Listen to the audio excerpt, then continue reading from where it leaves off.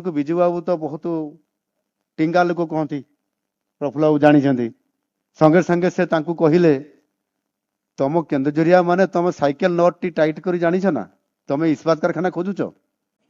महान जननायक प्रबाद पुरुष विजु बाबूंकर जयंती आई अवसर रे आज मते प्रथम थर करी सुजोग मिला ये सरकार रो मुखिया हिसाब रे मुख्यमंत्री हिसाब रे तांकरी ये जन्म जयंती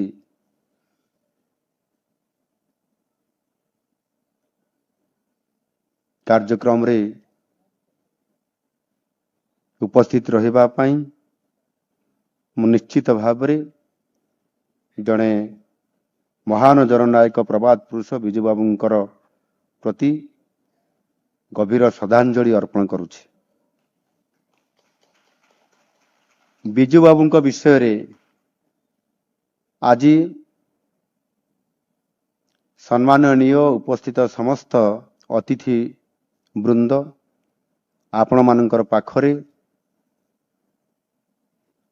बहु कथा कही जाइछंती। प्रफुल्ल बाबू कहते मु टिके अधिक समय बोधे नहीं गली अधिक समय कहीदेली मु तांको कहली आपण आउ टिके अधिक कहीतिले भलो हेई थांता कना जानिबार आग्रह प्रत्यक्ष एवं परोक्ष भाव रे जेतिकी आपनकर अभिज्ञता जेतिकी आपण जानिछंती एवं जो स्तर रे आपण विजु बाबूंकर सहित संपर्क प्रतिष्ठा हवा एवं विजु बाबू जेते बेले सरकारी दल रे आपण विरोधी दल रे जेते बेले सीए आपण सरकारी दल रे ए कथार मध्य बहुत बड़ा गोटे राजनीति रे प्रफुल्ल बाबूंकर उत्थान को वृद्धि करैबारे बहुत बड़ा भूमिका ठीक से भली भाव रे आम सरकारंकर उपमुख्यमंत्री कनकवर्धन सिंधुंकर ये राजनीति क्षेत्र उत्थान पतन भितरे तांकर कहानी भी एते सुंदर भाव रे जोड़ी की अछि ये गप हेले भी सत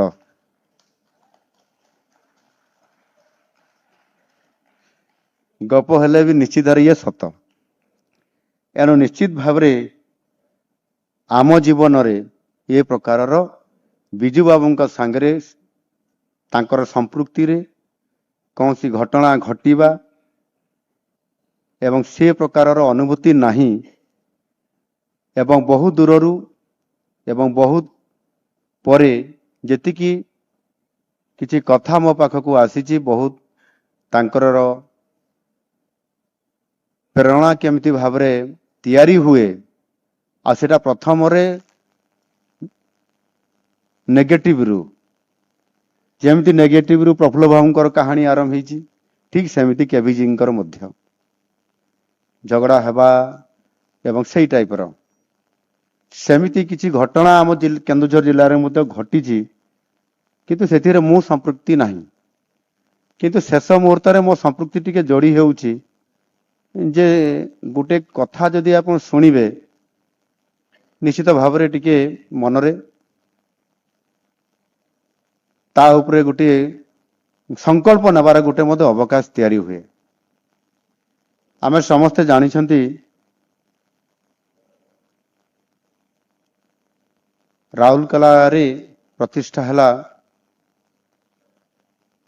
ओडिशार प्रथम इस्पात कारखाना राउरकेला रे प्रतिष्ठा हला चारिआडे ओडिशा रे चहल पड़िला आमे समस्ते सेथिरे जानिछंती ता विषय रे लंबा से विषय मु कहया पे चाहू नाही एवं सेतिरे सारा ओडिशा रो अनेक लोक थैथान हेले चाकरी पाइले अर्थनैतिक प्रगति पथरे बहुत बड़ा भूमिका रहिला राउरकेला स्टील प्लांट आरएसपी एवं बहुत समय मध्य ओडिशार जनसाधारण दाबी मध्य करिसंती बुद्धिजीवी टू आरंभ करी समस्ते जे ओडिशा रे द्वितीय इस्पात कारखाना करा जाऊ आ सेति पई सरकार को बहुत दाबी आसिला। विजु बाबू जेहेतु केंद्र सहित केंद्र राजनीति रे सक्रिय से थरे जदि जिद्दी करी बसिबे ताहले अनेक काम करि पारिबे ଏଭଳି ଅନେକ ମନୋଭାବ ଏବଂ ସେ କିଭଳି ଭାବରେ ଯୋଉଠି ବିପଦ ଅଛି, ଯୋଉଠି ସତର୍କ ସୂଚନା ଦିଆଯାଇଛି ସେ ଜାଗାକୁ ଆଗେ ସେ ଡେଇଁ ପଡ଼ିବା, ଏ କଥା ଏଠି ସମସ୍ତେ କହିଲେ। ଠିକ ସେମିତି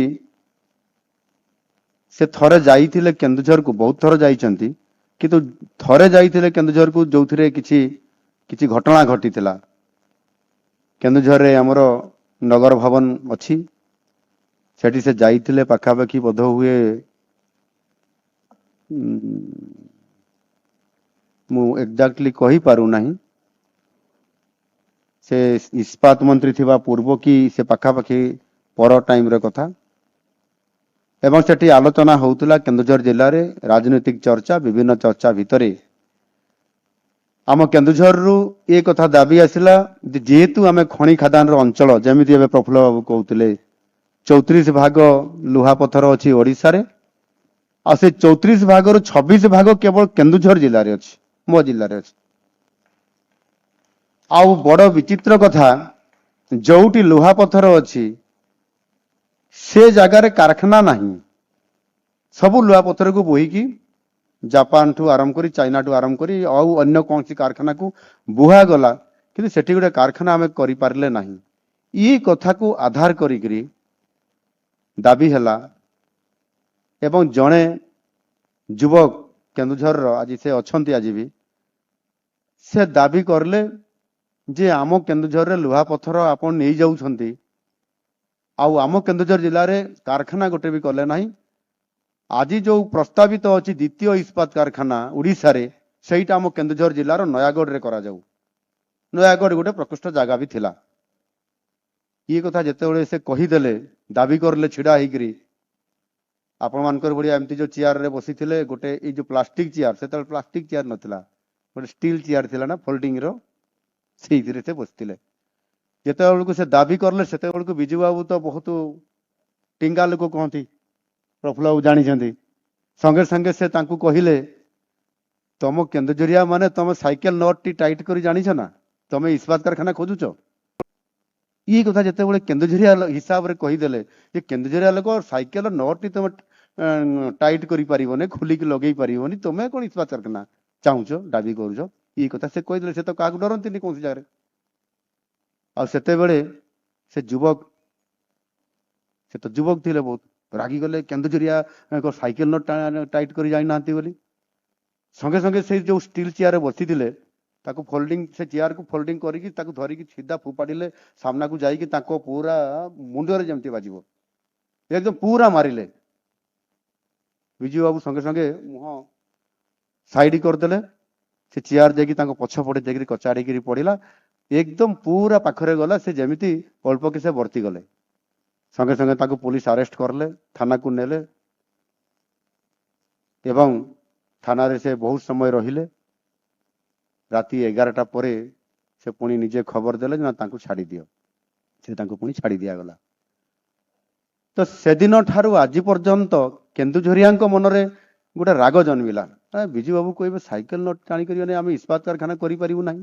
ଆଉ ବାସ୍ତବିକ ପରବର୍ତ୍ତୀ ପର୍ଯ୍ୟାୟରେ ଯେତେ ବି ଆମେ ଦାବି କରିଛୁ, ଆମେ କେବେ ଇସ୍ପାତ କାରଖାନା ପାଇଲୁ ନାହିଁ, କେବଳ ଗୋଟେ କୋଉଠି ସ୍ପଞ୍ଜ ଆଇରନ୍। କିନ୍ତୁ ବିଜୁ ବାବୁ କରିଥିଲେ ବଡ଼ବିଲରେ କଳିଙ୍ଗ ଆଇରନ୍ ୱାର୍କସ, ଏକ ପିଗ୍ ଆଇରନ୍, କିନ୍ତୁ ବଡ଼ କାରଖାନା ଗୋଟିଏ କରିପାରିଲୁ ନାହିଁ। ଏବଂ ଆମ ମନ ଭିତରେ ସମସ୍ତଙ୍କର ଏ କଥା ଆଜି ବି ଅଛି। ପ୍ରତ୍ୟେକ ସମୟରେ ଯେତେବେଳେ ନିର୍ବାଚନ ପ୍ରତିଶ୍ରୁତିରେ ଯଦି ଇସ୍ପାତ କାରଖାନା ହବ ତାହେଲେ ଆମେ ସହଯୋଗ କରିବୁ, ଭୋଟ ଦେବୁ, ଏ କଥା ବି ସବୁବେଳେ ଆସେ।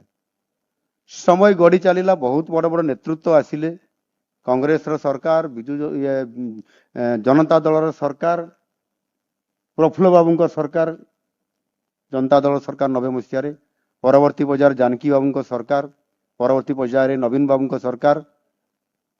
ଏବଂ ନବୀନ ବାବୁଙ୍କ ସରକାରରେ ଗୋଟେ MOU ସାଇନ୍ ହେଲା ରୁଙ୍ଗଟା କମ୍ପାନୀ ସହିତ, ଏବଂ ସେଇଟାକୁ ଘୋଷଣା କରିଦିଆଗଲା, ଏଇଟା ହେଉଛି mega steel plant Rungta company କରୁଛି, ଆଉ ଆମେ ଧନ୍ୟବାଦ ବି ଦେଇଦେବା। ଆଉ ସମସ୍ତେ ଦଳମତ ନିର୍ବିଶେଷରେ ନବୀନ ବାବୁଙ୍କୁ କେନ୍ଦୁଝର ଦରବାର ହଲରେ ଧନ୍ୟବାଦ ବି ଦେଲେ। କିନ୍ତୁ ବାସ୍ତବରେ ସେଇଟା ଇସ୍ପାତ କାରଖାନା ନଥିଲା, ସେଇଟା ଗୋଟିଏ କେନ୍ଦୁଝରକୁ ଲଲିପପ୍ ଦେବା ସଦୃଶ ଗୋଟିଏ ଇଣ୍ଟିଗ୍ରେଟେଡ୍ ଷ୍ଟିଲ୍ କ'ଣ କହୁଛନ୍ତି, ଗୋଟେ ସ୍ପଞ୍ଜ ବି ଥିବ, ରଡ୍ ବି ତିଆରି ହେବ, ବ୍ଲେଡ୍ ହେବ, ଆଉ କ'ଣ ହେବ 8,000 କୋଟି ଟଙ୍କାରେ। ସେଟା ବି ଆଜି ପର୍ଯ୍ୟନ୍ତ ଭିତ୍ତି ପ୍ରସ୍ତର ହେଇପାରିଲାନି, ତାର ଗ୍ରାମସଭା ବି ହେଇନାହିଁ କି ହେବାର ବି ନାହିଁ। ମୁଁ ଯେତେବେଳେ ଏବେ ଦାବି କରୁଛି ତମେ ତାକୁ ଏମଓୟୁ କରିଥିଲ, କର ନାହିଁ। ଏଣୁ ବାସ୍ତବିକ ସିଏ ଯୋଉ ଗୋଟେ ଆମକୁ କହିଦେଇଥିଲେ ଯେ ତମେ ତ ସାଇକେଲ ନଟ୍ ଟାଇଟ୍ କରି ଜାଣିନ, ତମେ କ'ଣ ଇସ୍ପାତ କାରଖାନା ନେବ। ଏଟା ମୋ ମନରେ ଯେତେବେଳେ ମୁଁ ଶୁଣିଲି ମତେ ବହୁତ ରିଆକ୍ସନ ହେଲା। ଯେହେତୁ ମୁଁ କେନ୍ଦୁଝରିଆ, ଆମେ ଏତେ କମଜୋର କେନ୍ଦୁଝରିଆ ଲୋକ, ଇସ୍ପାତ କାରଖାନା ଅଲଗତ ହବ କେନ୍ଦୁଝର ଜିଲ୍ଲାରେ। ସେଦିନ ଠାରୁ ମୁଁ ଗୋଟେ ମୋର ପଣ କରିଲି ଯେ ମୁଁ ନିଶ୍ଚିତ ଭାବରେ କେବେ ନା କେବେ ଇସ୍ପାତ କାରଖାନା ଗୋଟେ କରେଇବି। ସମୟ ଅତିବାହିତ ହେଲା, ନିର୍ବାଚନ ଆସିଲା, ସରକାର ଆସିଲେ, କେତେ ବଡ଼ ବଡ଼ ନେତା ଆମ ଜିଲ୍ଲାର ନିରଞ୍ଜନ ପଟ୍ଟନାୟକ, ସେ ବଦ୍ରିନାରାୟଣ ପାତ୍ର, ସହରାଇ ଓରାମ, ଛଟରାଇ ମାଝୀ ଇତ୍ୟାଦି ଇତ୍ୟାଦି ଅନେକ ନେତା ଆସିଲେ, ସରକାର ଆସିଲେ, କିନ୍ତୁ ଇସ୍ପାତ କାରଖାନା ହେବାର ନାଁ ଆଉ ଆସିପାରିଲା ନାହିଁ। ମଝିରେ ମଝିରେ ମିଟିଂ ହୁଏ, ମିଟିଂକୁ ମୁଁ ଯାଏ। ଯେତେବେଳେ କିଛି ଆମର ସଂଘ ତରଫରୁ କିମ୍ବା କୌଣସି ଗୋଟାଏ ମୋର୍ଚ୍ଚା ମଞ୍ଚ ତରଫରୁ ଆମେ କରିବା, ସାମ୍ବାଦିକ ମାନଙ୍କ ତରଫରୁ ଆମେ କରିବା, ଆମେ ଲଢ଼େଇ କରିବା, ଏ ପ୍ରକାରର ଅନେକ ଲଢ଼େଇ ପରେ ବି କୌଣସି ପ୍ରକାରର ଦାନା ବାନ୍ଧିଲା ନାହିଁ। ମୁଁ ସବୁଥିରେ ସମ୍ପୃକ୍ତ ଅଛି, କିନ୍ତୁ ମନ ଭିତରେ ମୋର ଗୋଟିଏ ସେ ମନ ଭିତରେ ଥିଲା ଯେ ଆଜି ନହେଲେ କାଲି କେବେ ହେଲେ ଗୋଟେ ଇସ୍ପାତ କାରଖାନା ହବ, ଆଉ ସେଇଟା ଆମେ ଲଢ଼େଇ କରି କରିବୁ, ଏ ଭାବନା ଭିତରେ ଥିଲା। ସମୟ ବଡ଼ ବଳବାନ। ଆଜି ଓଡ଼ିଶାବାସୀଙ୍କର ଆଶୀର୍ବାଦରେ ଆଜି ମତେ ଏ ସରକାରର ମୁଖିଆ ଦାୟିତ୍ୱ ଆଜି ମତେ ମିଳିଛି। ଇସ୍ପାତ କାରଖାନା କରିବାର ଯୋଉ ଲଢ଼େଇ କରି କରି ଯେତିକି ମୋର ମନରେ ମାନେ ସଂକଳ୍ପ ଥିଲା, ଆଉ ଆହ୍ୱାନ ଥିଲା ଯେ ନିଶ୍ଚିତ ଭାବରେ କରିବୁ, ଲଢ଼େଇ କରି କରିବୁ, ଆନ୍ଦୋଳନ କରିବୁ। ଆଜି ମହାପ୍ରଭୁ ଜଗନ୍ନାଥଙ୍କ ଆଶୀର୍ବାଦରେ ସିଧାସଳଖ ମତେ ଦାୟିତ୍ୱ ଦେଇଦେଲେ, ତମେ ସରକାରର ମୁଖିଆ, ଇସ୍ପାତ କାରଖାନା କ'ଣ ଆଉ କ'ଣ କରିବା କଥା ତମେ କର ଏବେ ବିଚାର। ଆଜି ବିଚାର ଆସିକି ମୋ ପାଖରେ ପହଞ୍ଚିଗଲା। ପ୍ରଫୁଲ୍ଲ ବାବୁ ଏବେ ବି କହୁଛନ୍ତି, ମୁଁ ଯାଜପୁରିଆ ହେଲେ ବି ମୁଁ କେନ୍ଦୁଝରକୁ ଭଲ ପାଏ, ଆଉ ଇସ୍ପାତ କାରଖାନାଟା କେବେ ହେବ ଏବେ ବି କହୁଥିଲେ। ଏବଂ Utkarsh Odisha make in Odisha conclave 2025ରେ ଯେତେବେଳେ ଆମେ ଗତ ଜାନୁଆରୀ 28-29ରେ ଭୁବନେଶ୍ୱର ଏଇଠି କରଲୁ, ଇନଭେଷ୍ଟର୍ସଙ୍କର ମିଟ୍ କରଲୁ, ସେତେବେଳେ ସମସ୍ତେ କହୁଛନ୍ତି ଯେ ଆମେ ପୋର୍ଟ ବେସ୍ ଇଣ୍ଡଷ୍ଟ୍ରି କରିବୁ, ପାରାଦୀପରେ କରିବୁ, ଗୋପାଳପୁରରେ କରିବୁ, ଅସ୍ତରଙ୍ଗରେ କରିବୁ, ଧାମରାରେ କରିବୁ, କେମିକାଲ୍ସର ଇଣ୍ଡଷ୍ଟ୍ରି କରିବୁ, ପେଟ୍ରୋକେମିକାଲ୍ସର କରିବୁ, ସେ hydrogen, green hydrogen, green ammonia, textile आउ रिन्यूएबल एनर्जी, एग्रो इंडस्ट्री केबीजींकर ये समस्ते करिबु कहले समस्ते कोन आ केउंझर करिवे कि इस्पात कारखाना ना पारादीप रे करिबु नहले कणिंग नगर रे करिबु किंबा अनुगुड़ रे करिबु किंतु केन्दुझर रे केही मु मुख्यमंत्री हला परे भी सामने आउ नाही। मु कहली आगे लुहा पत्थर बंद कर देबी जहा हबो पछे आलोचना चलिला तापरे धीरे धीरे दाना बांधिला एवं तीनोटी कंपनी राजी हेले करिवा पाई सेमाने गुटे शर्त रखिले आमे सेठी करिवु नहले पारादीप रे करिवु। मु कहली पारादीप टा मु आगे बंद कर देबी आगे तुम केउंझर रे करि सार तापर पारादीप रे करिवु। ई प्रकार रो माने मुख्यमंत्री हेला परे भी इस्पात कारखाना पाई संघर्ष अभिजीव हमको कथा मन पड़े साइकेल नट तुम टाइट कर जान तुम कौन कारखाना कर वास्तविक आज से कथा मोर इति प्रतिक्रिया भितर आज भी अच्छी यदि मु कारखाना कर न पारिबी ताहले मो राजनीति जीवन को मध्य निश्चित भाव में धिक करी। सौभाग्यर कथा जे एमओयू साइन होती 145 एमओयू भितर से 35,000 कोटी टंकार ऊर्ध्व टंकार गोटे 5 मिलियन टन रो इस्पात कारखाना केन्दुझर प्रतिष्ठा हम एमओयू साइन होती। बर्तमान केते बाट गला बोली पचारुले प्रफुल्ल बाबू भल ऑफिसर को नियंतु कलेक्टर को दायित्व दियंतु तुरंत जमी अधिग्रहण करांतु भूमि पूजन करिवार बाट करांतु सी मते एडवाइस करूथिले हेबो निश्चित भाव में हेबो तो गोटे गोटे कथा जोटा देखंतु नेगेटिव कथारू आरंभ हेई शेष रे पॉजिटिव प्रफुल्ल बाबू को क्षेत्र रे केवी सिंह को क्षेत्र रे आउ मोर प्रत्यक्ष हेई नथिले मध्य मो जिले में घटी गोटे नेगेटिव कथा जे साइकेल टाइप कर जाइन तुमे कौन आज से कथार गुरुत्व से कथार संकल्प निश्चित भाव में मु करेबी मु लड़ई करेबी जिते बड़े मॉर्निंग वॉक रे चलिली जदि स्टाडियम रे 5टा लोक आसी कहिबे आपण आमर केन्दुझर खाली गोटे करांतु इस्पात कारखाना आमर किछि दरकार नै आपण सबुदिन पई आमर हीरो होई रहिबे मु निश्चित हबो व्यस्त होतु नाही तो एई जो गोटे आत्मविश्वास आउ बिजू बाबूंकर नेगेटिव कथा को पॉजिटिव करेबा समय क्रमे समय बड़ बलवान मु कहितली आज आमे बहुत किछि करूचंती 17 लाख कोटी टंकार इन्वेस्टमेंट ते सेतिरु 13 लाख कोटी टंकार एमओयू 145 टी एमओयू 9 लाख लोकन को जॉब देबा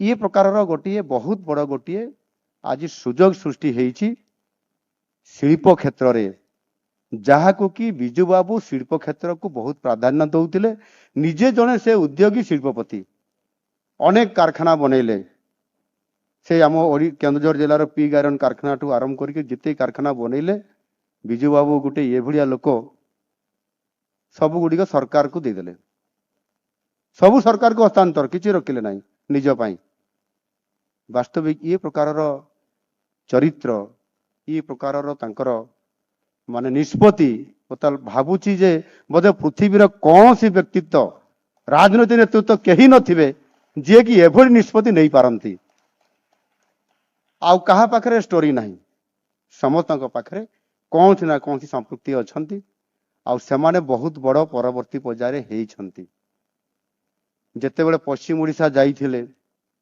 गोटिए आईबी रे रहिथिले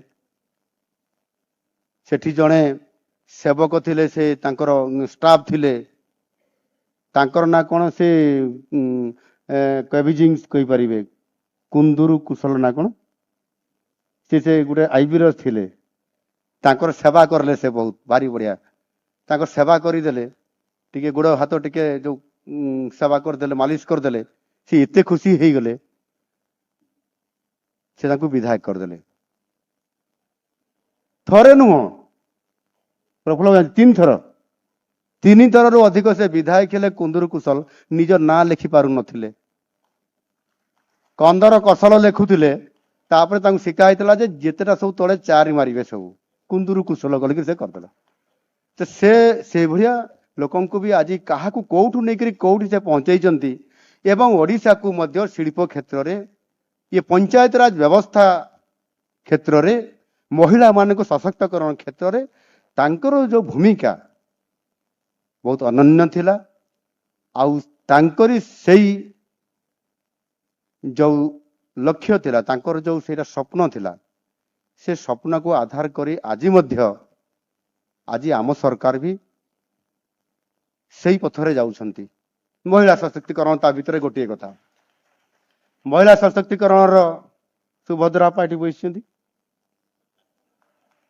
आज ताकू धन्यवाद देवी निरंतर भाव महिला मानू प्रकृत रे सशक्तकरण करिया पई जाई दिन राति एक करी आज सकाळ भी रैली करिसेंती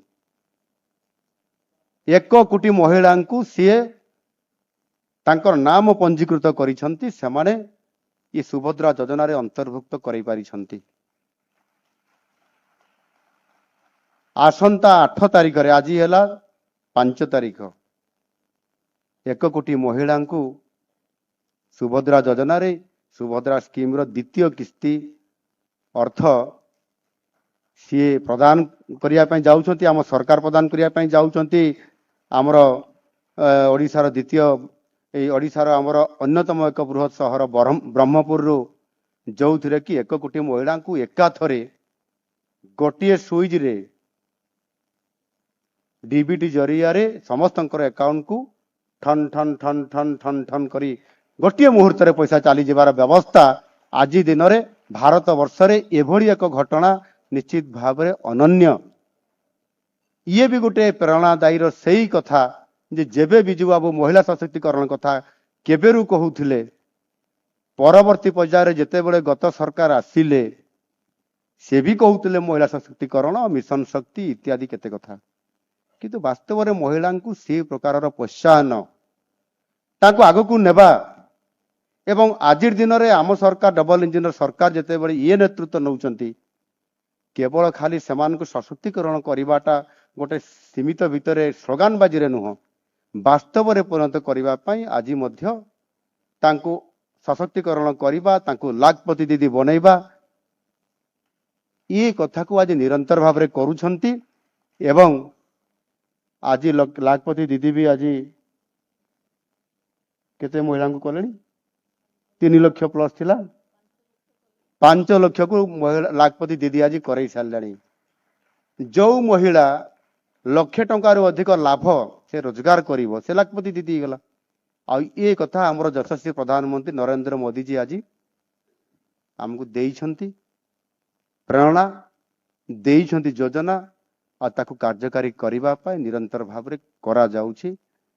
ସେମାନଙ୍କୁ 50,000 ଟଙ୍କା ଆର୍ଥିକ ସହାୟତା ଦିଆଯିବ ଏବଂ ସେଥିରେ ସେମାନେ ତାକୁ ନିଜର ବ୍ୟବସାୟ କୌଣସି ଜାଗାରେ ଇନଭେଷ୍ଟମେଣ୍ଟ କରିବେ ଏବଂ ସେଥିରେ ନିଶ୍ଚିତ ଭାବରେ ଆୟ ହେବ।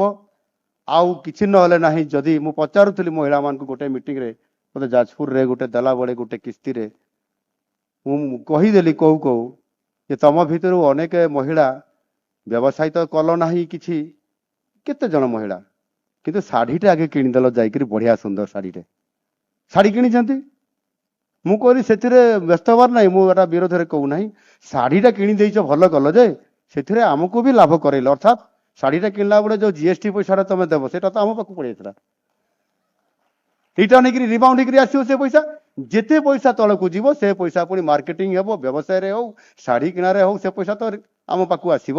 ଏଣୁ ନିଶ୍ଚିତ ଭାବରେ ସମସ୍ତଙ୍କୁ ସାମିଲ ହେବା ପାଇଁ କୁହାଯାଇଛି। ଆଉ ବଡ଼ କଥା ଆଜି ଯେ ମହିଳା ସଶକ୍ତିକରଣ କ୍ଷେତ୍ରରେ ଇଏ ବି ବିଜୁ ବାବୁଙ୍କର ନିଶ୍ଚିତ ଭାବରେ ଗୋଟେ ପ୍ରେରଣାର କଥା ଥିଲା। ତାଙ୍କର ଯୋଉ ଲକ୍ଷ୍ୟ ଥିଲା, ତାଙ୍କର ଯୋଉ ସ୍ୱପ୍ନ ଥିଲା, ସେ ସ୍ୱପ୍ନ ଭିତରେ ନିଶ୍ଚିତ ଭାବରେ ଇଏ ବି ଗୋଟେ ସ୍ୱପ୍ନ ଆଜି ଆମେ ତାକୁ ସାକାର କରିବା ପାଇଁ ଯାଉଛନ୍ତି।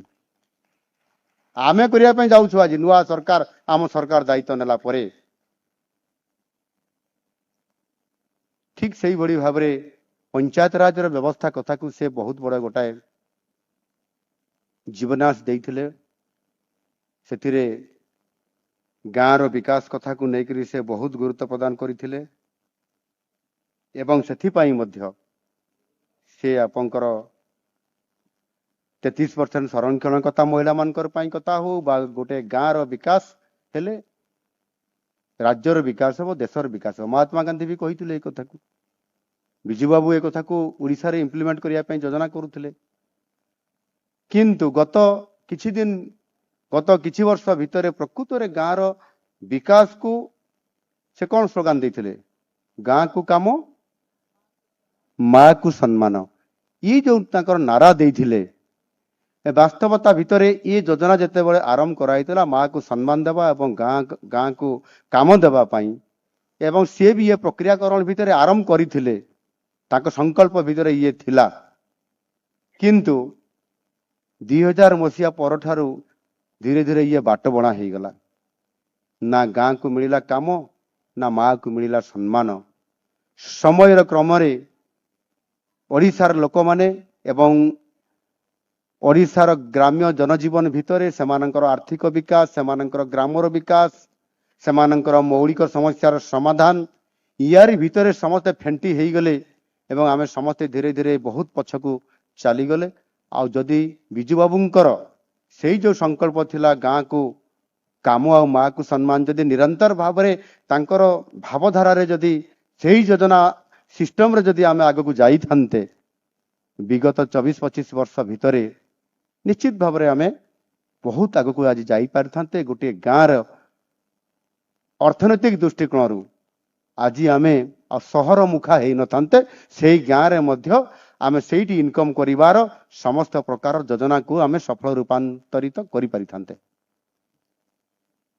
ଆଜି ଆମେ ତାକୁ पुनर्बार आउथरे सेई बिजू बाबूंकर स्वप्न जो माने कहूतले या पूर्व बिजू बाबू अधूरा स्वप्न को आमे पूरण करिवु वास्तविक से पूरण करि पारले नाही। आज आम सरकार पूरण करिया पे जाउछंती। ये होची वास्तव चित्र। आज आमे विकसित गाँ विकसित ओडिशा योजना आमे आज आम सरकार आसीबा मात्र ही आमे निष्पत्ति नैचु जे गोटे गाँ रे तार आर्थिक विकास केमती हेई पारिबो, सामाजिक संस्कार केमती हेई पारिबो एवं से गाँर मौलिक समस्यार समाधान केमती हेई पारिबो।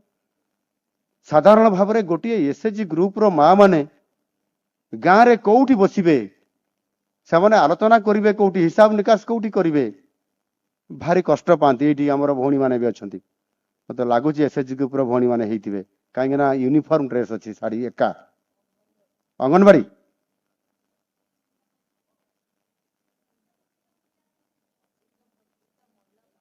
अच्छा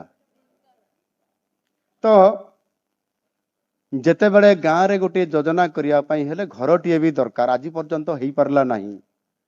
गाँव रे जहा जहा दरकार अछि एवं सेठी गोटे कुटीर शिल्प सेठी आय करिवार संस्था सेठी केमती सबुदिनिया काम मिलिबो सेठी किबळी भाव में 100 दिनिया काम एनआरईजीएस विभिन्न योजना आसिकी पहुंचला ई ताकू वास्तव रूपायन दे न पारिबा कारणरू आज बिजू बाबूंकर जो गाँ को काम कथा आज कोउठी ना कोउठी अटकी जाइछि। आउ जेते बेले विगत दिन मानकर ये काम गाँव रे होउतला आपन देखिबे गोटे पोखरी खोला हबो गोटे पोखरी रो पुनरुद्धार हबो सेठी गाँव रो लोक माने श्रमिक माने काम करिवे मजूरी पाइबे रोजगार आसीबो। से पोखरी खोला रे रिनोवेशन रे किए काम करूथला लोक माने काम करूथले मेसिन काम करूथला 24 घंटा 48 घंटा भितर रातिर लाइट लगे खड़ी देले सफा बिल हो जीवो।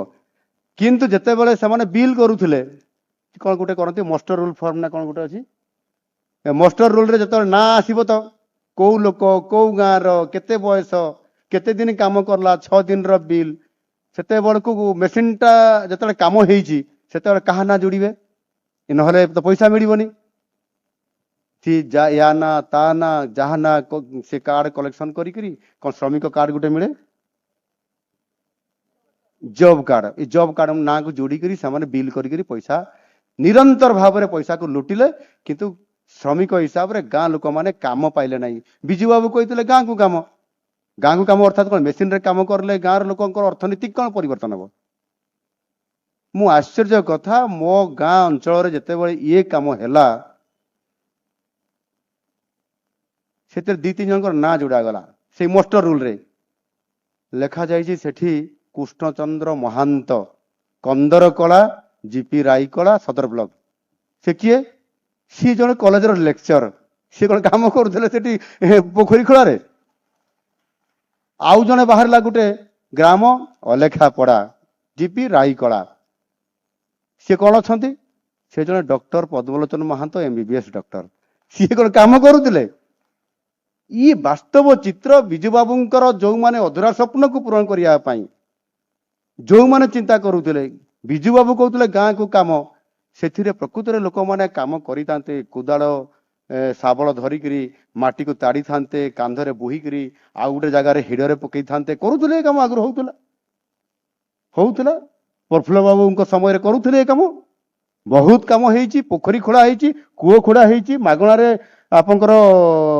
कूओ दिया प्रफुल्ल बाबू कहींपर एक कथा लोक काम पाऊले किंतु आउ परे आउ काम मिलला नहीं मेसिन काम करला ये होची गाँ को काम आउ माँ को सम्मान विषय मु कहबी नहीं कौ परिस्थिति विगत दिन मानकर हेइछि सेथिपाई अनेक बिजू बाबूंकर कथा को बिजू बाबूंकर ना रे तैयारी हेइथिबा राजनीतिक दल माने मध्य यहाकू प्रकृतर तार संज्ञा निरूपण करि पारले नाही आ प्रकृतर ताकू बिजू बाबूंकर अधूरा स्वप्न को पूरण करबा पाई केवल राजनैतिक भोट बैंक तैयारी करबा छड़ा अन्य आड़ को गले नाही। मु आज बहुत खुशी होतांती प्रफुल्ल बाबू भी एक कथा कहिले जे एठी अनेक लोकन को भी निमंत्रित करा हेइथिला एवं आडंबर पूर्ण भाव में ये उत्सव भी अनेक जगह करा होउची एठी भी करा होउची आमे नवीन बाबू को भी डाकिथिलु विरोधी दल नेता हिसाब रे आसिले नाही। सकाळे विधानसभा रे मध्य विजु बाबू प्रतिमूर्ति रे गालानी करिया पई विधानसभा कर्तृपक्ष डाकिथिले सेथिरे भी अनुपस्थित रहिले। मु जानिथिली जे संध्या समय हेले नवीन बाबू आसंती नाही विभिन्न कार्यक्रम को से जाई पारंती नाही बोली। 2020 मसीहा ठारू कौन सी संध्या समय कार्यक्रम से जाती नहीं। नवीन बाबू जाती नहीं कौन सी कार्यक्रम को संध्या हला पर ये कार्यक्रम होची सेति पई होत आसी नथिबे किंतु सकाळे तो पुनी विधानसभा रे हला तो सेठी तो जाई पारि थांते। तो जदि एथिरे आमे जदि ई कार्यक्रम रे राजनीति करबा ये भी एथिरे विधायक माने भी आसिले नाही आम मेयर मैडम भी आसिले नाही। निश्चित भाव रे आसीबा कथा बिजू बाबूंकर कथा आमे कहउछंती ये सरकारी कार्यक्रम अछि बिजू बाबूंकर जन्म जयंती पालन करिबा राज्य सरकारंकर ये होची परम कर्तव्य एवं सब कार्यक्रम करूछंती।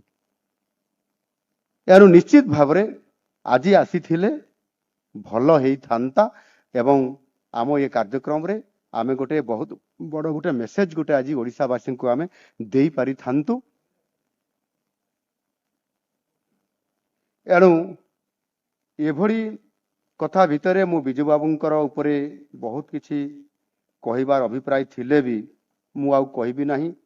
प्रफुल्ल बाबू एवं केबी सिंह दौजी आमर प्रभाती अपा अनेक कथा कहिछंती सेथिरे दी चारटा अनुभूति भितर जदिओ मोर सीधा नथिले भी परोक्ष भाव कही कि मु आपमानकर पाखरे जोड़िली जे शिल्प को नेइकरी एवं आज आम 17 लाख कोटी टंका रो इन्वेस्टमेंट करिया पे जाउछु एवं मो केन्दुझर जिल्ला रे मध्य अन्य जगह रे सब जिल्ला रे इंडस्ट्री हेबो केन्दुझर जिल्ला रे इस्पात कारखाना हेबो जहाँ सेते बळे दाबी थिला। प्रफुल्ल बाबू आज भी दाबी करिसथि जे काहे कि केन्दुझर जिल्ला रे हेबो नाही जोठी 26% रु अधिक लुहा पत्थर अछि। एवं बड़ कथा होउछि जे तांको जीवन भितरे अनेक से साहसिक काम करिसंती एवं ये साहसिक काम भितरे से निजकू मध्य आपंकर एभली कार्यक्रम करिसंती ता भितरे से निश्चित भावरे ता भितरे जेते बेले आपंकर इंडोनेशिया रे जेते बेले रूसिया रे आ भारत वर्ष रे से एक एभली भावरे साहसिक काम करिसंती आ जोथि पाई कि तांको मृत्यु समय रे 3टी देशर जातीय पताका अर्धनमित करा जाइथिला। एभली विश्व रे अद्वितीय नेता आज तांको विचार स्मृतिचारण करवा यह बहुत बड़ गुरुत्वपूर्ण कथा। मु एठी गोटे कथा कहते प्रफुल्ल बाबू से से सरकार पुरस्कार देवा पाई घोषणा करथिले 1950 मसीह रे एवं तांकू से सरकार जेते बळे आपनकर 1947 रे इंडोनेशिया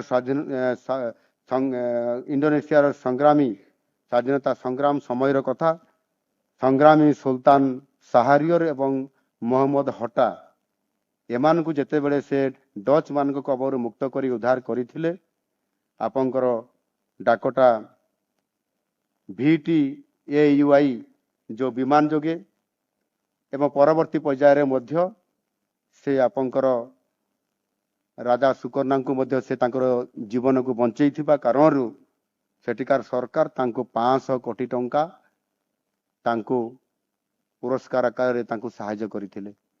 से पैसा को से तांकर देश को ही फेरई देले तांको देश रे से पैसा विकास काम रे लागिबा पाई 500 कोटी टंका ये होची आपंकर 1950 मसीहा रे आज केते टंका हबो 2,50,000 कोटी टंका रु कम हेबो नाही। एते टंका लुभ नाही तांकर से जने साहसी योद्धा कर्मपथर से जेभली भाबरे से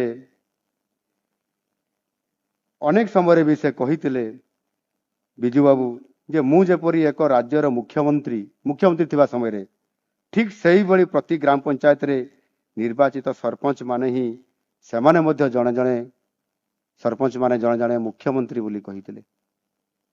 ସମୟ କ୍ରମରେ ଆଜି ରାଜନୀତିରେ ବହୁତ ପଟ ପରିବର୍ତ୍ତନ ହେଇଛି ଏବଂ ତାଙ୍କର ନେତୃତ୍ୱ ତାଙ୍କର କାର୍ଯ୍ୟକଳାପ ଏ ସମସ୍ତ କଥାକୁ ଆପଣ ଜାଣିଥିବା କାରଣରୁ ଆଉ ସମୟ ହେଇଯାଇଥିବା କାରଣରୁ ମୁଁ ମଧ୍ୟ ଆଉ କହିବା ପାଇଁ ଚାହୁଁନାହିଁ। ଆଜି ବିଭିନ୍ନ ପ୍ରକାରର ପଟ୍ଟଚିତ୍ର ଆମେ ଦେଖିଲେ, ଆପଣମାନେ ଯେଉଁମାନେ ଦେଖି ନାହାନ୍ତି ବି ସେମାନେ ଦେଖିପାରିବେ। ନିଶ୍ଚିତ ଭାବରେ ଦେଖିବାର ଆବଶ୍ୟକତା ଅଛି ଏବଂ ସେଥିରେ ପ୍ରେରଣା ମିଳିବ କାର୍ଯ୍ୟ କରିବାର। ଏବଂ ମୁଁ ମଧ୍ୟ ଏତେ କଥା ଆମେ ଦେଖିନଥିଲୁ, ଆଜି ଦେଖିଲା ପରେ ନିଶ୍ଚିତ ଭାବରେ ଲାଗିବ ଯେ କେମିତି ତାଙ୍କ ବାପା ମାଙ୍କର ଫଟୋଚିତ୍ର ତାଙ୍କର ସହ ତାଙ୍କର ପତ୍ନୀଙ୍କର ସହିତ ଏବଂ ସ୍ୱାଧୀନତା ସଂଗ୍ରାମରେ କିଭଳି ଭାବରେ ତାଙ୍କ ନେତୃତ୍ୱ ଥିଲା, ଇଣ୍ଡୋନେସିଆରେ ତାଙ୍କର ଭୂମିକା କ'ଣ ଥିଲା, ରାଜନୈତିକ ମଇଦାନରେ କିଭଳି ଭାବରେ ସେ କାମ କରୁଥିଲେ, ଏ ସମସ୍ତ କଥା ଏହାକୁ ଦେଖିକରି ନିଶ୍ଚିତ ଭାବରେ ସେ ବହୁତ କିଛି କରିଯାଇଛନ୍ତି। ଏବଂ ବହୁତ ବଡ଼ କଥା ଏଠି ଯାହା ଆମର ତାଙ୍କର କଥାକୁ ଦୋହରେଇଥିଲେ ଆମର ପ୍ରଭାତୀ ଅପା, ବଡ଼ ସାହସିକ ହିସାବରେ ସେ ନିଜ ଗର୍ବର ସହିତ ନିଜକୁ ପରିଚୟ ରଖୁଥିଲେ, ନିଜକୁ ଆମ ପୂର୍ବଜଙ୍କର ଦାୟାଦ ହିସାବରେ ସେ କହୁଥିଲେ। ଆଉ ସେ ଡାଇଲଗଟି ସବୁବେଳେ ସେ ମାରୁଥିଲେ, ଯେଉଁ କଥା ସେ କହିଲେ ଯେ ମୁଁ ଖାରବେଳ ଜାତିର ଦାୟାଦ, ପୁରୁଷୋତ୍ତମ ଜାତିର ବଂଶଧର, ମୋ ସଂସ୍କୃତି ହେଉଛି ଜଗନ୍ନାଥ ସଂସ୍କୃତି, ଆଉ କଳାର ଉତ୍କର୍ଷ ପାଇଁ ମୋ ରାଜ୍ୟର ନାମ ହେଉଛି କଳିଙ୍ଗ। ଏହି କଳିଙ୍ଗ ହେଉଛି ମୋ ମା, ତା ପାଇଁ ନିଜ ଜୀବନ ବିନିମୟରେ ଯଦି କିଛି କରିପାରିଲି ତେବେ ମୋ ଜୀବନର ଲକ୍ଷ୍ୟ ସଫଳ ହେଇଛି ବୋଲି ମୁଁ ମନେ କରିବି। ଏଥିରେ ବହୁତ ମହତ୍ଵ ଅଛି, ଏଥିରେ ବହୁତ କଥା ଆମକୁ ଜାଣିବାର ଅଛି। ଆମକୁ ପ୍ରେରଣା ଏଭଳି ଭାବରେ ଆଜି ଯୋଗାଉଛି ଯେ ନିଶ୍ଚିତ ଭାବରେ ସେ ଯେଉଁ ପ୍ରତିଭା ପୂଜା ଏବଂ ପୂଜାର ନୀତିକୁ ନିଶ୍ଚିତ ଭାବରେ ଏଥିରେ ଦୋହରା ଯାଉଛି ଏବଂ ତାଙ୍କର ସେଇ ଯେଉଁ ଓଡ଼ିଶାର ପ୍ରାଚୀନ ନାମ ଯେଉଁ କଳିଙ୍ଗ, ତାର ଗୌରବମୟ ଐତିହ୍ୟକୁ ଯଦି କେହି ଓଡ଼ିଆ ଜାତୀୟ ଅନ୍ତର୍ଜାତୀୟ ସ୍ତରରେ ନିଜର ଦୁଃସାହସିକ ଓ ଦୃଷ୍ଟାନ୍ତ ସୃଷ୍ଟିକାରୀ କାର୍ଯ୍ୟ ଦ୍ୱାରା ପ୍ରଚାରିତ ପ୍ରତିପାଦନ କରିକରି ଆଜି ବି ସେ ଯଦି ସାରା ବିଶ୍ୱରେ ଯଦି ପ୍ରତିପାଦନ କରିଥିବା ଶ୍ରେଷ୍ଠ ନେତୃତ୍ୱ ସିଏ ହେଉଛନ୍ତି ବିଜୁ ବାବୁ। ନିଶ୍ଚିତ ଭାବରେ ଆମେ ସମସ୍ତେ କହିବା ଏବଂ ଏଠି ଆମର ପ୍ରଫୁଲ୍ଲ ବାବୁ କିଛି କଥା କହିଥିଲେ ଏବଂ ତାଙ୍କର ବି ଦାବି ଅଛି। ବିଶେଷ କରିକି ବଡ଼ କଥା ହେଉଛି ଯେ ଆମେ ଆଜି ଦିନରେ ତ ଅନ୍ତତଃ ରାଜନୀତି କରିବା କଥା ନୁହଁ। ବିଜୁ ବାବୁଙ୍କର ଇଏ ଜନ୍ମ ଜୟନ୍ତୀରେ ଆମେ ଆଲୋଚନା କରିବା କଥା ଏବଂ ରାଜନୀତି କରିବା କଥା ନୁହଁ। ଏବଂ ସେଥିରେ ରାଜନୀତି ଯେଉଁ କରାଗଲା এটা ହେବା କଥା ନୁହଁ। ଯେ କେହି ଜଣେ ଦୁର୍ବୃତ୍ତ ବିଜୁ ବାବୁଙ୍କ ପ୍ରତିମୂର୍ତ୍ତିକୁ ଭାଙ୍ଗି ଦେଇଛନ୍ତି ଏବଂ ତାକୁ ଧରା ଯାଇ ପାରିଲା ନାହିଁ ବୋଲି ଏଇଟା ନ କହିଥିଲେ କାଲି କହିଥିଲେ ହେଇଥାନ୍ତା, କିଛି ଅସୁବିଧା ହେଇନଥାନ୍ତା। କିନ୍ତୁ କାଲିକୁ କାହିଁକି ଯିବ? ଯେଉଁମାନେ ଏ ଦୁର୍ବୃତ୍ତମାନେ ବା ଯେଉଁମାନେ ଅସାମାଜିକ ବ୍ୟକ୍ତି ନିଶ୍ଚିତ ଭାବରେ ସେମାନେ ବିଜୁ ବାବୁଙ୍କ ପ୍ରତିମୂର୍ତ୍ତିକୁ ଯିଏ ଭାଙ୍ଗିବାର ଦୁଃସାହସ କରିବ ସେ ନିଶ୍ଚିତ ଭାବରେ ଅସାମାଜିକ ବ୍ୟକ୍ତି ହେଇଥିବ, ଯିଏ ବି ହେଉନା କାହିଁକି ସେ ତ ଦଣ୍ଡ ପାଇବାର ଅଧିକାର ଏବଂ ସେ ତାଙ୍କୁ ଦଣ୍ଡ ଦିଆଯିବ। ଏବଂ ତୁରନ୍ତ ତାଙ୍କୁ ଆଜି ଯେତେବେଳେ ମୁଁ ଖବର ପାଇଲି ସକାଳୁ ଯେତେବେଳେ ମୁଁ ନ୍ୟୁଜ୍ ପେପର ଦେଖିଲି ସଙ୍ଗେ ସଙ୍ଗେ ମୁଁ ଅର୍ଡର ଦେଇଥିଲି ଯେ କୌଣସି ପରିସ୍ଥିତିରେ ସେ ଆଜି ହିଁ ଆରେଷ୍ଟ ହେବା ଦରକାର। ସେ ଯୋଉଠି ବି ଥିବ, ପାତାଳରେ ଥିଲେ ବି ତାକୁ ବାହାର କରିକି ଜେଲ ଭିତରେ ଡାଲ। 3 ଜଣଙ୍କୁ ଆରେଷ୍ଟ କରାଇକି ଜେଲ ଭିତରେ ଭର୍ତ୍ତି କରି ଦିଆ ଚାଲିଲାଣି। ତ ରାଜନୀତି କରିବା ଆବଶ୍ୟକତା କ'ଣ ଥିଲା? କହିବାର କ'ଣ ଦରକାର ଥିଲା? ଷ୍ଟେଟମେଣ୍ଟରେ ନବୀନ ବାବୁ କହିଦେଲେ, କିଛି କଲେ ନାହିଁ, ଆରେଷ୍ଟ କଲେ ନାହିଁ। ବିଜୁ ବାବୁଙ୍କ ନାଁରେ ରାଜନୀତି କରୁଛନ୍ତି। ରାଜନୀତି ତ ସିଏ କରିଲେ, ସିଏ କହିଲେ, ଏ କଥା ହେବା କଥା ନୁହଁ।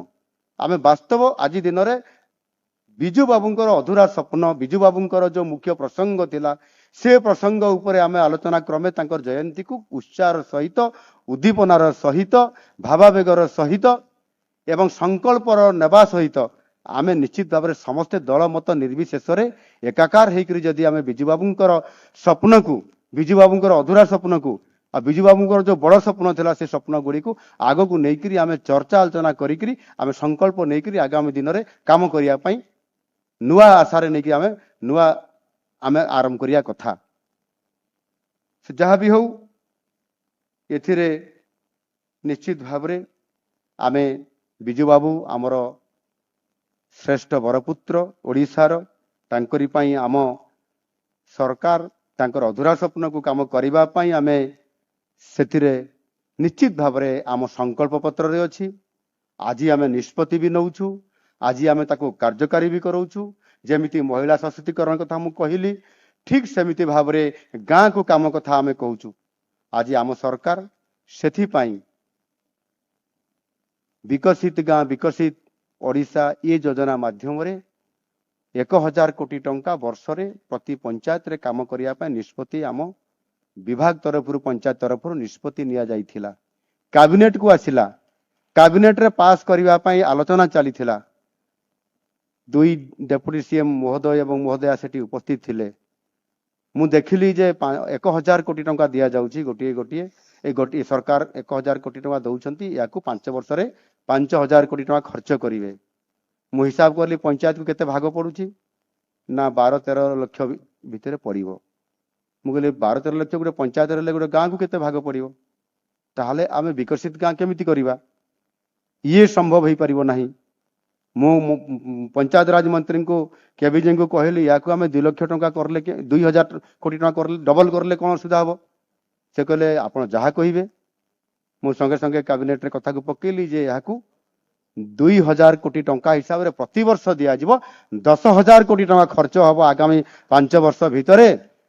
आउ सेई बिजू बाबूंकर जो गाँ को काम गाँ रो विकास ताकू मध्य आमे पूरण करिबा पाई एवं लोकंक मुहरे हस फुटेया पाई गाँ रो विकास को त्वरान्वित करिबा पाई ये पर्याप्त अर्थ हबो।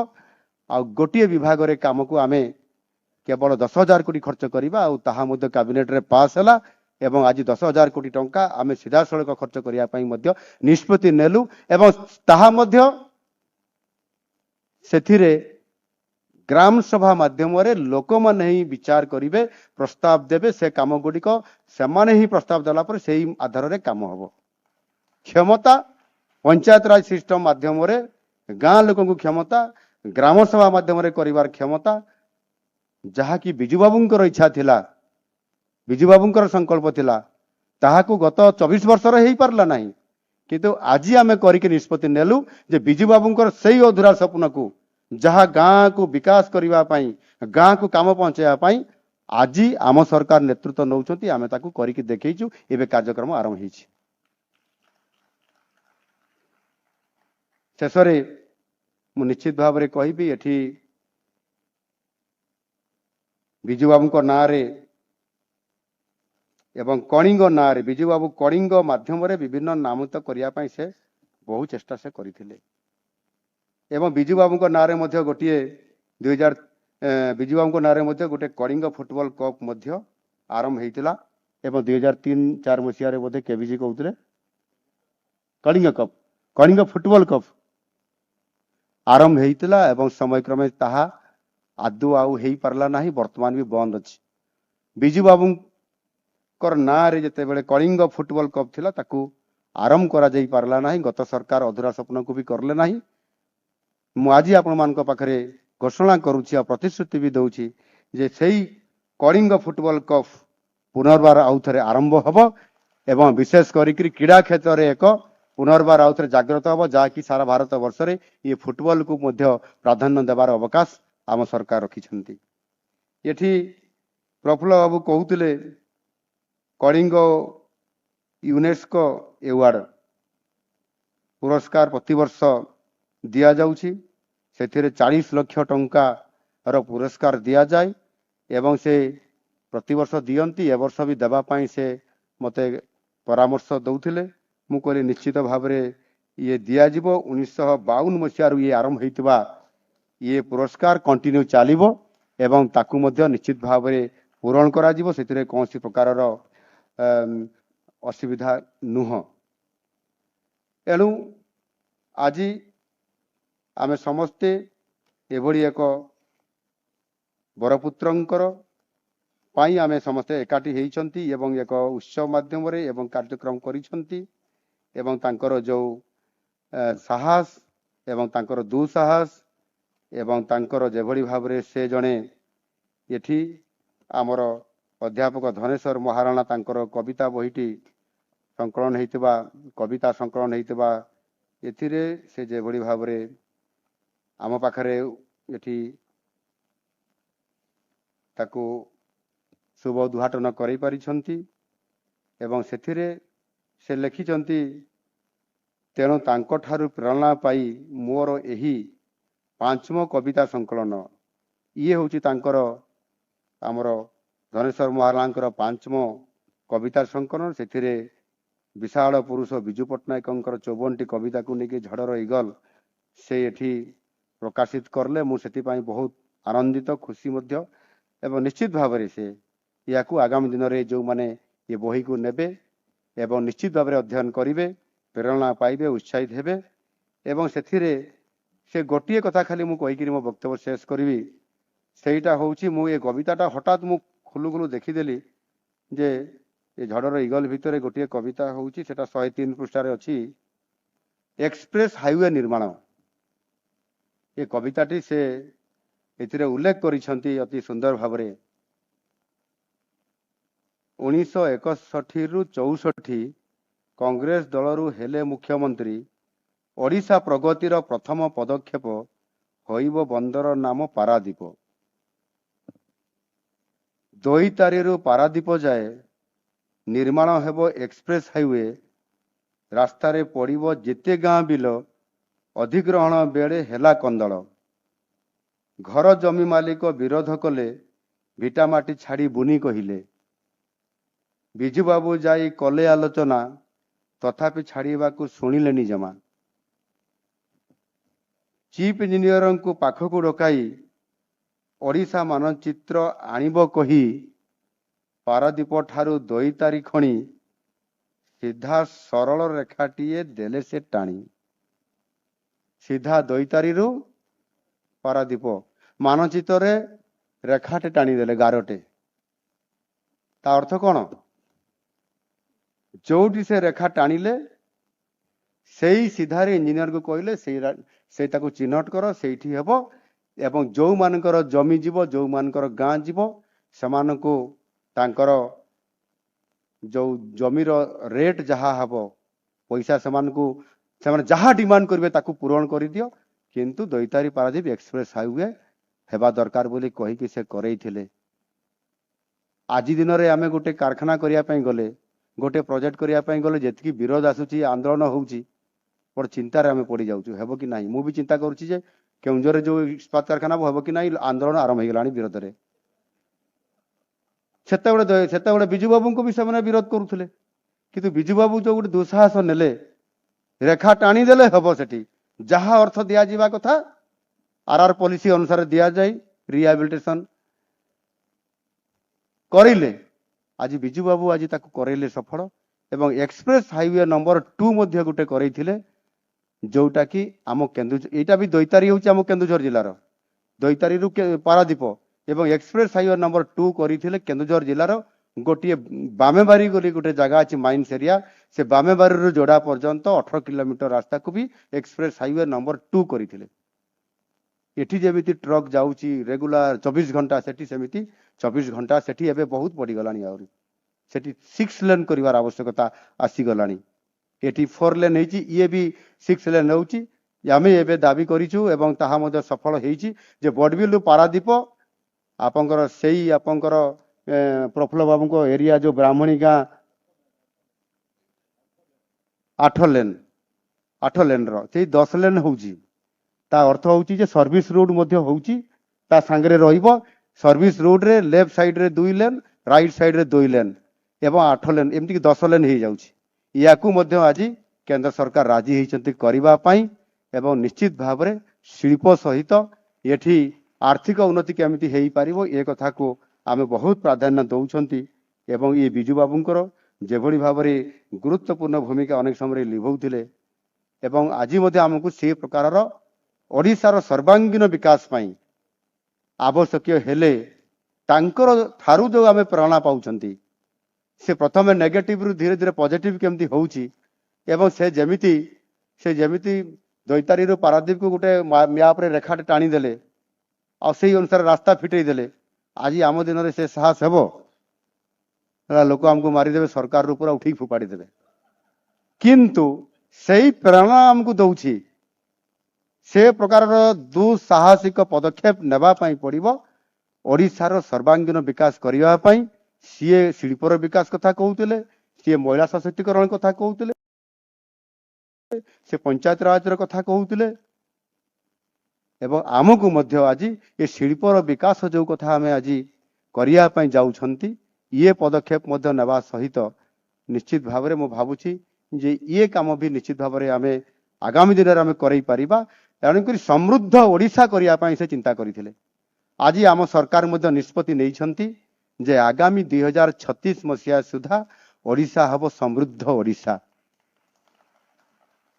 एवं ये समय होची आम सरकार रो आरंभ रु 2036 मसीहा पर्यंत होची 12 वर्ष ये 12 वर्ष कालखंड भितरे आज ओडिशार लोक माने दायित्व देइछंती आज आम सरकार को मोहन सरकार को एवं ये 5 वर्ष समय भितरे आमको मध्य आज जो आम स्टेप नेबा पे जाउछु जे आरंभ रु आज 17 लाख कोटी टंकार आर्थिक प्रोत्साहन एवं सतर्क करई देइछंती प्रफुल्ल बाबू केबी सिंह को जे जेते बळे एमओयू हबो जो अर्थ आसीबार घोषणा हेतिबो आ जेते बळे ग्राउंडिंग हबो सेते बळे जो गुटे बहुत बड़ गैप अछि व्यवधान ये व्यवधान को कमई बाटा होची बहुत कष्ट काम आ सेटा जदि करि न पारिबो ताहले फेल हे जिवो एणु ये ग्राउंडिंग केमती हेई पारिबो या वास्तवता केमती हेई पारिबो प्राय प्रति सप्ताह रे थरे आमे रिव्यू करूछु मु फोन करी करी अफसर मान को कहूची निजे बुझुची एवं आम मिनिस्ट्रियल रे आमे बुझुछु कैबिनेट रे आलोचना करूछु एवं सेही अनुसार निश्चित भाव में मु दृढ़ आशावादी अछि जे 2036 रे जेते बेले आम उत्कल प्रदेश गठन 100 वर्ष पूरण होउची आउ सेते बेले आमे 100 वर्ष पूर्ति पालन करिबा सेते बेले ओडिशा केमिति हेइथिबो आम परपीढ़ी माने ओडिशा को केमिति देखिबे सेथि पई मध्ये आमे लोकंकर सरकार हिसाब रे लोकंकु आमे प्रस्ताव मागिछु आपण माने प्रस्ताव दियंतु केमिति हेबो आ सेही आधार रे आम सरकार जाउछंती निश्चित भाव रे आमको मध्य एठी प्रफुल्ल बाबू कहले डबल इंजिन सरकार अछि केंद्र सरकार राज्य सरकार पूर्ति होउथबो सेते बेले विकसित भारत ताहार पूर्णता आड़ को जाउथबो आ सेते बेले पूर्णता करिबा पई ओडिशा ही एई जो विकसित भारतर विकास रे ग्रोथ इंजिन हिसाब रे काम करूथबो ये कथा को मोदी जी कहिसंती आ ताकू साकार करिबा पई आम सरकार आज संकल्पबद्ध प्रतिश्रुतिबद्ध निश्चित भाव में से आड़ को जीवु आ सेथि पई बिजू बाबूंकर जो स्वप्न ये भीतर सब अच्छी आज बिजू बाबूंकर आमे भी दयाद आ बिजू बाबूंकर से स्वप्न को पूरण करिबा पई जो अधूरा स्वप्न को पूरण करिया पई गत सरकार बहुत समय कहते आमे बिजू बाबू को अधूरा स्वप्न को पूरण करिवो कुआडे गला किंतु आम सरकार आज आमे आरंभ कर देइछु जे निश्चित भाव में आम सरकार मोहन माझीर सरकार ये बिजू बाबूंकर अधूरा स्वप्न को पूरण करिबा पई जो संकल्प आमे नेइछु ताको निश्चित भाव पूरण करिवो बहुत बहुत धन्यवाद। भारत माता की जय। वंदे उत्कल जननी।